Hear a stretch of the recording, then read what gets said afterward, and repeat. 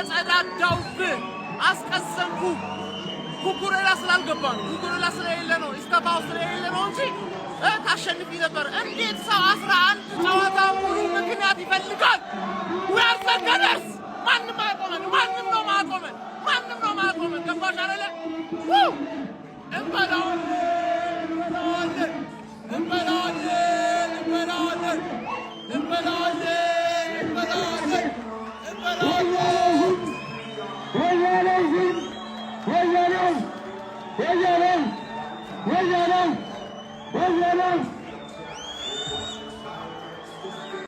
አርሰናል ቼልሲን 2-1 በሆነ ውጤት አሸንፏል። ቋጠሮዬ ሰራ ይመቸን። ቼልሲ ከዚህ በኋላ ከቶፕ 4 ገለል በይል ምንድነው? ቆይ ለንደን ደርቢ የሚባለው ነገር እኔ እንጃ ግራ ገባኝ። አርሰናል ሁሉንም ቶተናምን የለንደን ክለቦችን ይቀጠቅጣቸዋል። አረ በስመ አብ ሴት ፒስ ኦሌ አለ አርሰናል። በጣም ነው የሚያስገርመው። ከመሬን ነው የምላችሁ እየቀለድንበት ኮርና ኤፍሲ የተባለ በኮርና የሚበላ ዋንጫ ለመጀመሪያ ጊዜ አርሰናል ላይ ያሳየን ነው። በታምኑም ባታምኑም ከመሬን ነው የምላችሁ። እንግዲህ ዋንጫውን ከሩቅ ሆኖ አርሰናል እየተመለከተ ለነገሩ አሁን ከቅርብ ነው 9 ጨዋታ ብቻ ነው የቀረው ማለት ነው።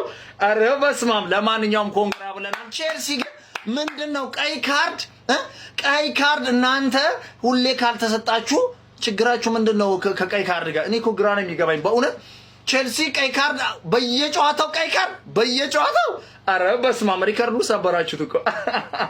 ለማንኛውም እጅግ በጣም ደስ የሚል ጨዋታ ነበር። ሁለቱም ማለት ነው ክለቦች ደስ የሚል ጨዋታ ነበር የተመለከትነው። ለማንኛውም ግን አርሰናል ምንም ማድረግ አይቻልም አሸንፎ ወጥቷል። ሴት ፒስ ኦሌ መድፈኞቹ ዛሬ በሜዳቸው ኤምሬትስ ወሳኝ ድል አሳክተዋል። በለንደን ደርቢ ቼልሲን ያስተናገዱት አርሰናል 2-1 በሆነ ውጤት አሸንፈዋል። የተቆጠሩት ግቦች ከቆሙ ኳሶች ሲሆን የመድፈኞቹን የማሸነፊያ ግቦች ዊሊያም ሳሊባና ጁሪያን ቲምበር አስቆጥረዋል። ቼልሲ በዚህ የውድድር ዓመት 7ኛውን የቀይ ካርድ የተመለከተ ሲሆን ፔድሮ ኔቶ በቀይ ካርድ በጨዋታው ላይ ተሰናብተዋል። በነገራችን ላይ ዛሬ የተደረጉ ጨዋታዎችን ከተመለከታችሁም ሁሉም 2-1 የተጠናቀቁ ሲሆን ባለሜዳ ቡድኖቹን አሸናፊ አድርጓል። አረራያ ምን አይነት ሰው ነህ? በመድኃኔዓለም ጥግ ድረስ ትችላለህ። እግዚአብሔርን እኔ የአርሰናል ደጋፊ ባልሆንም ጥግ ድረስ ነው የምትችል ሁልጊዜ ማለት ነው። በቃ በዚህ ዓመት አርሰናል ዋንጫ የሚበላ ከሆነ ዋናው የአርሰናል ዋንጫ የመብላት ምክንያት አንተ ነህ። ትንሽ የአየር ላይ ኳስ ምናምን ያስቸግረው ነበር። ዛሬ ግን አሞራ ሆኖ ነው ያመሸ ብራዘር እና ጥግ ድረስ ነው የምትችል። እንዴት አይነት ኳሶች ነው ሴቭ ሲያደርግ የነበረ እኔ ኧረ በመድኃኔዓለም 3 ሜትር ነው እንዴ ሰውዬ በጣም ነው የሚችል። ከቸልሲ ጋር ሲሆን በእርግጥ ሁልጊዜም ችግር አለበትና በቃ አርሰናልን ሁልጊዜ ነው የሚታደገው። ሁልጊዜ ተከላካዩ ደከመም ጠነከረም ራያ ይችላል። ይሄ በተከላካዮች ተሸፍኖ ነው ምናምን የሚባለውን ነገር እርሱት። እሱም ይችላል ማለት የተከላካዮች ምናምን ከቨር ያደርጉታል ላይ ነው፣ ግን ልጁም ይችላል ማለት በቃ የሚደነቅ ሰው መደነቅ አለበት። መች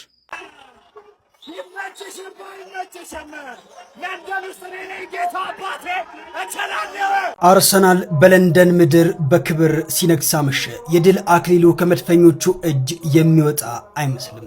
ዛሬ ሰሜን ለንደን በደስታ ተናውጣለች። አርሰናል በለንደን ደርቢ ቼልሲን አንገት በማስደፋት የዋንጫ መንገዱ አልጋ በአልጋ ያደረገበት የንግስናውንም ጊዜ መቃረቡ ለዓለም ያበሰረበት ታላቅ ምሽት ሆኗል።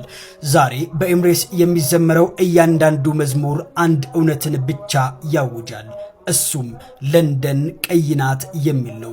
ታዲያ እኔን ፎሎ ያላረጋችሁ አርሰናላውያን ደጋፊዎች እኔን ፎሎ በማድረግ ቤተሰብ ሁኑ መልእክቴ ነው። የመድፉ ቤተሰቦች በጣም ወሳኝ 3 ነጥብ አሳክተናል። ክለባችን የዛሬውን ጨዋታ እንግዲህ 2-1 በሆነ ውጤት ማሸነፍ ችሏል። በረኛ ክለባችን ስላለ እጅግ በጣም ልንደሰት ይገባናል። ዛሬ በጣም ብዙ ኳሶችን ሲያወጣ የተመለከትነው ነበረ። በክለባችን በኩል በጣም ደስ የሚል እንቅስቃሴ አልተመለከትንም። ነገር ግን በዚህ ጊዜ ዋናው 3 ነጥብ ነው። 3 ነጥቡን አሳክተናል። ከማንቸስተር ሲቲ ያለውን የነጥብ ርቀት ወደ 5 ከፍ አድርገናል። ዊሊያም ሳሊባና ጁሪያን ቲምበር የክለባችንን ጎሎች ማስቆጠር ችሏል። ሁለቱም ኳስ የተገኘው ከቆመ ኳስ ነበረ። በዛሬው ጨዋታ ላይ አንዳንድ ተጫዋቾች ምርጥ ብቃታቸውን አላሳዩም። እንደነዙ ሜንዲ እንደነ ኤብሬቼዜ እንዲሁም ደግሞ ሊያንድሮ ትሮሳርድን የመሳሰሉ ተጫዋቾች አሪፍ ብቃታቸውን አላሳዩም። ነገር ግን አሁን ሌሱን የምናወራበት ሰዓት አይደለም። ዋናው 3 ነጥብ ነው። 3 ነጥቡን አሳክተናል። በዴቪድ ራያ በመቀጠል ፔሮ ኢንካፔ ራሱ ላይ ጎል ቢያስቆጥርም በጣም ምርጥ ብቃት አስመልክቶናል ማለት ይቻላል። በአጠቃላይ በጣም ወሳኝ 3 ነጥብ አሳክተናል። እናንተስ ጨዋታው እንዴት ያገኛችሁት? ሀሳባችሁን ኮሜንት ሴክሽን ላይ አስቀምጡልኝ። ቆይ ማን ይፈቀደልን እኛ 2-1 ዝም ብለን እንድናሸንፍ? ቼልሲ በቀይ አራ አቢዩዝ አታርጉ እናንተ እንዴ! ቀስ ብላችሁ ተጫወቱ። የምሬን ነው የምላችሁ። 19 ቲም ብትቋጥሩ ምንም አታመጡም። ቼልሲ የካራባኦ ካፕ ልትበቀለን? አረ በእናትህ በቃ አረ እግዚአብሔርን ምንም የማይችል እግዚአብሔርን ሁለት ኮርና አግብቶ ያሸንፈናል። ምንም የማይችል ቲም እግዚአብሔርን በፈጣሪ ስም ደግሞ ምን እንደሚያናድር ታውቃላችሁ ማለት ነው። ሁሌ ነው እኛ በቀይ የሚወጣብን ዳኛ የሚያዳለውን ኳስ እዩ ኮርናዎቹን እንዳለ ሴት እግዚአብሔርን እኔ ይቅርታ አድርጉልኝ፣ ግን እንደዚህ አይነት ናቸው አርሰናል። በጣም የምታስጠሉ ናችሁ እግዚአብሔርን። ኧረ በኢየሱስ ቼላው ጉድ ሰራ። ድሮስ ቼላን ተማመኝ። ቼላው የወያለው ሚስቱ ናት። በቃ እያለች ነው የምታፈነድደው ኤቭሪዌር። በቃ የለንደን ጉሬት ብሎ ምን እንዳትል የለህም፣ በቃ የለህም። ወጥ እንዴ አንድ ጨዋታ በ11 ተጫዋች መጨረስ ያቅታል? ኤቭሪ ጌም የመጀመሪያው ጨዋታችሁ ላይ ካይሴዶ ወጣ። አሁን ደግሞ ፔድሮ ኔቶ ወጣ። ምንድነው? ቆይ ሴት ፒስ ኤፍሲ፣ ቆይ ስላንቺ እናወራለን። ሴት ፒስ ኤፍሲ 2 ጎል ከሴት ፒስ ኢማጂን፣ 2 ጎል ከሴት ፒስ። ፕሪሚየር ሊጉን አግማማችሁት። አርሰናሎች ፕሪሚየር ሊጉን አግማማችሁት። የምሬን ነው የምላችሁ። በኦፕን ፕሌይ አንድ ጎል እንኳን አናይም። ግን ዊን ኢዝ ዊን፣ በዚህም በዛም አሸንፋችሁ ወጣችኋል። ነገር ግን የቼላው ነገር እኔ ሁለተኛ ቼላን ተማመኝ የምን ያስተለላ ቼላው በቃ ተባረኩ። ከቻምፒየንስ ሊግ ላኩ ወጣችሁ፣ በቃ ትወጣላችሁ ከቻምፒየንስ ሊግ ስፓታችሁ። ለቻምፒየንስ ሊግ ስፓታ እንኳን አትሸካሸክም። ለኔ እኮ አሪፍ ነው። ለኔ ጥላል። ኧረ በስመ አብ። ሲቲ 1-0 ሊድስን አሸንፎ ጎል ሳይገባበት በክሊን ሺት ስለተቀጠቀጠ ብቻ ይሄ ሲቲ ነው አርሰናል የሚይዘው ይላል። አርሰናል ደግሞ ቀይ በወጣበት ቼልሲ እንኳን ተቀጥቅጦ በሁለት ዲፌንደሮች እንደተለመደው በኮርና አግብቶ በኦፕን ፕሌይ የወደቀ ቲም እንኳን ማስከፈት ሳይችል እያሸነፈ ይበላል። በጣም ትጫወታላችሁ። ለማንኛውም ወደ ጨዋታው ስገባ ላቪያን ለምንድን ነው ቤንች ያረከው? እንደዚህ የሚሽል ልጅ ነበር እንዴ ሮሜዮ ላቪያ? ዴራፕ የተባለ በኢየሱስ ስም ደደብ እግር ኳስ ተጫዋች አለ። ኦፍሳይድ ያልሆነ ኳስ እንደዛ አልፈ ጋርናቾ ቲምበር በ10 እግሩ ቢሮጥ የማይደርስበት ጋርናቾ ቀድሞታል እኮ ኦልሬዲ ብቻውን ነበር። አታሻማለትም። ቡክትክት አድርገው ኳሱን ኮርና እንዲወጣ አረከው። ሌላኛው ምንድነው? ከቀይ ችግር አለባችሁ እንዴ ቼልሲ? አንዱ ምን አለ በዚህ ሲዝን ቶተናም ካሸነፋቸው ጌሞች ብዛት ይልቅ ቼልሲ ብዙ ጌሞች ላይ ቢቀይ አይቷል። እውነት ሳይሆን አይቀር ማርያምን ከነጎዲያ ከብራይተን አወያለሽ እንዲህ በስልኬ ያንቺን በቲቪ የሲቲ ከኖቲንጋም ፎረስት ላይ ያለው እኛ ስናሸንፍ የዛን ያንቺ ስትጥይ ችግር የለውም እንመጣለን። ኦለካ ተርፍ ጌም ተጫውታችኋል፣ ችግር የለውም የማይቀር ጉዳይ ነው። በእንደዚህ ማትዛለቁ። የሚገርም ፋይት። አንዳንድ ደደብ ተጫዋች ባይኖር ኖሮ የሚገርም ፋይት። ማርያምን ቼልሲ አድንቄያችኋለሁ። ዴላፕ የሚባል ሰውዬ አያስፈልግም ጭራሽ። ጣሉት፣ ቆሻሻ ነው። ጆ ፔድሮ ትችላለህ፣ ታገልክ። ፓልመር ትንሽ አቋሚ ወርዷል። ካይሴዶ ትችላለህ። አርሰናል ማንም አይችልም። ማን ቻለ? እስቲ እውነት እናውራ። ማን ችሎ ነው ያሸነፋችሁት ዛሬ? በቃ ኮርና ፓስ እንኳን ትሮሳርድ ሲያበር እኔ ትሮሳርድ ነበር የሚችለው አርሰናል ብዙ ጊዜ አይኔ ላይ የማየው ሁሌ የሚያስደምመኝ ምናምን እሱ ነበር። እሱ ራሱ አልቻለም። ማንም ሳይችል አሸንፋችኋል። ይሜ እኛ ከዚህ በኋላ ያለውን ካሸነፍን ስለምንበላ እኛ እንደናንተ ሰው እጅ ላይ አንደገም። ከዚህ በኋላ እናንተ ናችሁ አቋማ ምናምን ብለህ እንግዲህ የራሱን ምስጥር ለ2 ደቂቃ መቋጠር ማይችል ስራ ፈት ሰብስበህ የመሰረትከው ማህበር 90 ብር ተቀማጭ ሰብስባችኋል። 2 ብር ተካፍለህ ትወጣለህ። የቼልሲውን አሰልጣኝና የለንደን ቲሞችን አርቴታ ማንን እናስወጣላችሁ ቢባል አርቴታን እንዲሉ ያደረገው የቦስ የወንዱ አሰልጣኝ ይኸው ዛሬ ታሪክ ሰርቶ ቀጥቅጦታል። ይሄ አሰልጣኝ ሁሉም ላይ መነጽሩን የተጠቀመ ኬሚስትሪ ይሰራል። አባቴ ፎርሙላ የሚባል ነገር የለም። የሰራውን እንዳለ የቀመረውን አሲድ ወደ ውሃነት የቀየረበት የሚኬል አርቴታ ሰራዊትና ሚኬል አርቴታ በደንብ ኮፒሊንግ አድርግ።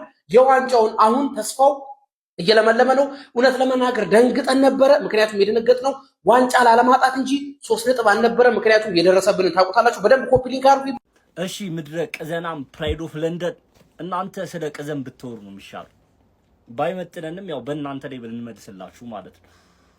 ቀን በሰሩት ቪዲዮ ላይ ኮሜንት ላይ እንደዚህ ነበር ስትሉ የነበሩት። አሸንፈናችኋል ማለት ይሄ ነው ቡድናችሁ። በምንም አይነት ወይ እናሸንፍ ከናንተ 3 ነጥብ ወስደናል። 3 ነጥብ ወስደናል። እናንተን አሸንፈን እኛ የምንፈልገውን ነገር አድርገናል። ዳትስ ኢት። እና ቡድናችሁ ደግሞ ይሄ ነው። በምንም አይነት ወይ ቦሪንግ ጨዋታ አይሆንም። ምንም አድርጉ፣ በቃ ከኛ የተሻላችሁ አይደላችሁ፣ ከኛ በታች ናችሁ። ይሄ ደግሞ ለዘመናት ስናሳያችሁ ስናስመለክታችሁ ቆይተናል። አሁንም ይቀጥል ነገር ከዚህ በኋላም ይቀጥላል ማለት ነው። ቡድናችሁ ይሄ ነው። እኛን አይደለም ኤምሬትስ ላይ እኔ ምንም አፈጥሩ እና የሆነ በእናንተ ሌብልም ባይሆን ልክ እንደዚህ ነው። በቃ የሆነ አተውሩ እናንተ ፕራይድ ኦፍ ለንደን ሆናችሁም አታውቁም፣ ወደፊትም አትሆኑም። ይሄ ነው ቡድናችሁ። ላኩላችሁ። ምከረው እምቢ ካለ መከራ ይምከረው። ደደም ለዕለ እስከዚህ በላይ ምን እንንገራችሁ? ታክቲክ ነገርናችሁ፣ እንዴት ወያለውን እንደብሰጡት ነገርናችሁ። እንደለመዳችሁት ተሰጥቷችሁ መጣችሁ። ድድብ ያላችሁ እንዴት ነው እንደዚህ መደደም ይቻላል? እንዴት አባታችሁ ነው የምታናዱት? ግን ቢስሚላ ሲጀመር ከራስ ውጪ ማንንም ማመን የለም። ማንንም በቃ ራስን ነው ማመን። ቀብረር ማለት በራስ ጉዳይ ሲያናድ የኔን ነገር ይሸጣል። የኔን ነገር ይሸጣል። ትፈልጊያለሽ ብሮ ትፈልጊያለሽ?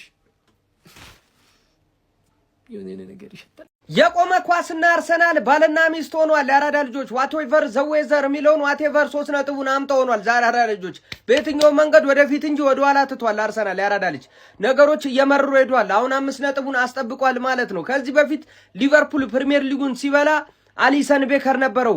ማንቸስተር ሲቲ ሲበላ ኤደርሰን ነበረው። አሁን አርሰናል ዴቪድ ራያ ያለው ምን አይነት ግብ ጠባቂ ነው? ያራዳ ልጆች ዛሬ ብቻውን 17 የነበረ ግብ ጠባቂ ነው። ሜዳ ውስጥ እንደ ልቡ ከየት የሚምጣ ኳሱ ለማውጣት የማይቸገር ስልብ ነው። ዴቪድ ዳያ ትዝ ያለው ሰው ኮሜንት ላይ የምፈልጋችሁ ዴቪድ ዳያ ነው። ዛሬ ሲያስታውሰን የነበረው ራያ ማለት ነው። አያወጡ የሚባሉ ኳሶችን ነው ሲያወጣ የነበረው ነበርና አርሰናሎች ለዋንጫ እያደረጉ ያሉት ግስጋሴ ያስቀጥለዋል ማለት ነው። ሀሳብ አስተያየታችሁን ኮሜንት ላይ እያስቀመጣችሁ አዳዲስ ሰዎች ፎሎ ማድረግ ተቀላቀሉ። በደም ሼር ኮፕሊንክ ይደረግ። ይመቻችሁ። እንደውም ሶስተኛው ዓለም ጦርነት ይነሳ። በቃ እንግሊዝም አለችበት በቃ። አረ ወያላ ቼላው ቆይ ምንድነው? በእናትህ ስነ ዜጋ ስነ ምግባር አልተማራችሁም እንዴ? ተቆንጣችሁ አላደጋችሁም እንዴ? ምንድነው ኔቶ አፈር ያስበላ ወያላ መቀለጃ አደረከኝ። ምንም አታመጣም ወያላ። ምትበላ መስሏል። አርሰናል ደጋፊዎች የዛሬውን ጨዋታ እንዴት አያችሁት? አርሰናል ከቼልሲ ጋር ባደረገው ጨዋታ እጅግ በጣም ተፈትኖ እንደዚሁም ደግሞ ቼልሲ ፔድሮ ኔቶን በቀይ አቶም አርሰናል ጨዋታውን 2-1 አሸንፏል። ዋናው 3 ነጥብ መያዝ ነው በሚለው ካልያዝ ነው በስተቀር አርሰናል እጅግ በጣም የተፈተነበት በርካታ ስህተቶችን የሰራበት እንደዚሁም ደግሞ እጅግ አስደንጋጭ በሆነ ሁኔታ 90 ደቂቃ 5 ደቂቃ ተጨምሮ 2 እኩል የሚያደርጋቸውን ጎል ቼልሲዎች አግብተው ነገር ግን ኦፍሳይድ ተብሎ ተሽሮባቸው ጨዋታው እንግዲህ በአርሰናል አሸናፊነት 2-1 አልቋል። ቼልሲም ታዲያ ተሸንፏል ማለት ነው። ነገር ግን ለአርሰናል ደጋፊዎች እጅግ አሰቃቂና ልብን ቀጥ የሚያደርግ ጨዋታ ነበር። ዋናው 3 ነጥብ ነው። አርሰናል መሪነቱን አጠናክሯል። ከአርሰናል 2 ቼልሲ 1 የተረዳናቸው 5 ነገሮች። የመጀመሪያው ዙቢሜንዲ በጣም ወደው ተጫዋች ነው። ዙቢሜንዲ በዚህ ዓመት አርሰናል እዚህ ያለን ቦታ እንድንደርስ በጣም ትልቅ መንገድ እንድንራመድ ያደረገን ተጫዋች ነው። ከሆነ ሰዓት በኋላ ግን ዙቢ በጣም ጨዋታ ከመደራረብ የተነሳ ካለ ድካሚውን አላውቅም፣ በቃ ላይክ አቋም ላይ አይደለም፣ ጭራሽ ፎርም ላይ የሆነ ተጫዋች አለ ዙቢሜንዲ ዛሬ ያረገውን ፓስ ወይ ደግሞ ዙቢሜንዲ ዛሬ ያረገው ታክል ወይ ደግሞ ዙቢሜንዲ ያረገው ምንም አይነት ነገር ዛሬ እኔ አላየሁም። ፐርሰናሊ እናንተ ካያችሁ አላውቅም። በጣም መስተካከል ያለበት ነገር ነው። ይሄ ነገር 9 ጨዋታ ነው የሚቀረው። በጣም ትንሽ ጊዜ ነው የሚቀረው። 29ኛ ጨዋታችን ነው ዛሬ የተጫወት ነው። መቀየር መስተካከል አለበት። ሁለተኛ የተረዳ ነው ፈርስት ሃፍ ላይ መጠቀም ያሉብንን ቻንሶች ማንጠቀም ከሆነ ሰከንድ ሃፍ ላይ እነዛን እድሎች ተመልሰን ላናገኛቸው እንችላለን። ዛሬ ሁለቱንም ጎል ያስቆጠርነው ከኮርና አይደለ? ፈርስት ሃፍ ላይ ማለት ክሊር ከት ቻንስ አይኖር እንጂ ሊትራሊ እነሱ አንድ ተከላካይ ኖሯቸው እኛ 3-4 ተጫዋች ሆነን ፓሶቹን ለምን የምናበላሽ? ቲምበር በላይ በኩል ሄዶ የወጣው ኳስ ለምንድን ነው እንደዚህ ለንቋጥ አይነት ምት የሚመጣው? በጣም የሚያበሳጨው። ምክንያቱም እንደዚህ አይነት ስንት ተደጋጋሚ ጨዋታዎችን ተመልክተናል። ስንት ጨዋታ ተመልክተናል። እንደዚህ አይነት ነገሮች መስተካከል አለባቸው። ላይክ እንደዚህ መቀጠል አንችልም። ምክንያቱም ነጥቦች ሉዝ ማድረጋችን አይቀርም። ከዚህ በፊት ሉዝ አድርገን ስላየ ነው ማለት ነው። አሁን የትሮስፈርድ አንድ ኳስ እዚህ ጋር ፊት ለፊት ፎቶ ስላለ ሊትራሊ ሁሉም ነው እንደዛ ሲያደርጉ የነበሩት። ሶስተኛ የተረዳ ነው ሊጉ ላይ ከሳምንት ማለት ነው እየወጣን ያለው ይሄ ሰውዬ ነው። አዎ እሱ ያጠፋባቸው ነጥቦች ያጣንባቸው ኳሶች አሉ። ሊትራሊ ግን እንዴት አንድ ቡድን አንድ ሰው ቀይ ካርድ ሲወጣለት የተሻለ ተጫዋች በ11 ተጫዋች አድቫንቴጅ ወስዶ መጫወት አይችልም? ተመሳሳይ ነው ጨዋታው። አርሰናል 10 ተጫዋች ሆነበት ያኛው ቲም 11 ተጫዋች ሆነ። የተለየ አይነት ማጥቃት የተለየ አይነት ፕሬሸር ነገር አንመለከትም። እነዛ ቻንሶች ለብሎ ሲፈጠሩ የነበሩት ይሄን ኳስ ያወጣው ነው ጋርናቾ ክሮስ ያደረገው ኳስ። እንዴት ነው ሊትራሊ አንድ ሰው ቦክስ ውስጥ ኖሮ ዲል ማድረግ ያቅታቸው ከዛ ሰው ጋር ማለት ነው? ሊትራሊ ጎል ቢሆን እኮ በ10 ተጫዋች አቸውን ወጣ። ሌላ ነጥብ 94ኛ ደቂቃ ላይ አጣ ማለት ነው። እኔ ማርያምን ኳስ በሰላም ማየት አንችልም እንዴ? ኧረ በስመ አብ አራተኛ የተረዳ ነው። ሳሊባ ምርጥ ተጫዋች ነው። ምርጥ ተጫዋች ነው። ጎል ስላገባ ብቻ አይደለም እያንዳንዱ መስራት ያለበትን ስራ አመቱ ከጀመረ ጀምሮ የዛሬ መጀመሪያ ጎሉን ያስቆጠረው በኦንጎል ሲሆን በሳሊባ የተያዘ ይመስለኛል ኳሱ ጎል ስላስቆጠረ እያንዳንዱ ጨዋታ ላይ እንዲህ አንድ ኳስ ሳይሳሳት ነው እየተጫወተ ያለው። ሁሉንም ነገር እየሰራ በስርዓት እያደረገ እየመጣ ያለ ተጫዋች ነው። ላይ አላወራንለትም። በዚያ ጭራሽ ያላወራንለት ለሳሊባ ኮንትራቱን ፈርሞ አራዝሞ እኛ ጋር ዋንጫዎችን ማሳካት የሚፈልግ ሜንታሊቲውን በስራ የሚጠብቅ ያ ኳስ ኦንጎል ከገባ በኋላ የነበረው ፊት አይታችሁታል። ሊትራሊ በቃ ለእኛ የሚያስፈልገን አንደኛ ወንደው እንዲሆነ ተጫዋች ነው። በጣም ደስ የሚል ፐርፎርማንስ ነው ከሱ ያየሁት። ሂንካፔም ራሱ ላይ ጎል ያስቆጠረ እንጂ በጣም አስደስቶኛል ዛሬ። ግን በቃ አምስተኛ መጨረሻ በጣም ደስ ያለኝና የተረዳሁት ነገር ምንም ነገር ቢሆን እንደዚህ አይነት ዋስ የሆነ መንገድ የለም። በቃ ሊትራሊ ክሊር ከት ኤዜ መጣ የሞከረው ቻንስ የሆነ ቻንስ ካልሆነ በቃ ዋስ ከለላ መከታ ማለት ይሄ ነው። በቃ ኮርና ላይክ ሊትራሊ ስንት ነጥብ ነው በዚያ ከኮርና ኒኮላስ ዮቨርን አይደለም እዛ ግድግዳው ላይ መሰል ሊትራሊ መዘመር አለባቸው ለብቻው ዜማ ወጥተው እኔ ማርያም እንዳሸነፍን ራሱ አይደለም ውስጥ እየተሰማኛል። በቃና ጥሩ ነው። 4 ነጥብ አድርገናል። ፎሎ ኮፒ ሼር ያደርጋችሁ ይመቻችሁ። ራያ ማለት ነው። ራያ በኢየሱስ በቃ በጣም ጀግና በረኛ ነው። አርሰናል ግን ማለት ነው አርሰናል ሊጉ ላይ የማይረባ ቲም ቢኖር አርሰናል የማይረባ ገብርኤል የማይረባ በቃ እንደዚህ ነው። እንኳስ ነው የምታዩት ከሳምንት እንኳስ ነው የምታዩት። በጣም ነው የሚያስጠላው። በጣም የሚያስጠላ ኳስ ነው። ሰፍ አድርገን ነው የምንበላው ዋንጫውን። ሰፍ እንዳልክ ማለት ነው ሊበሉት ነው ሊበሉ ነው እያልክ ሰፍ እንዳልክ ሰፍ ቢስሚላ ሰፍ ነው የምናረጋቸው።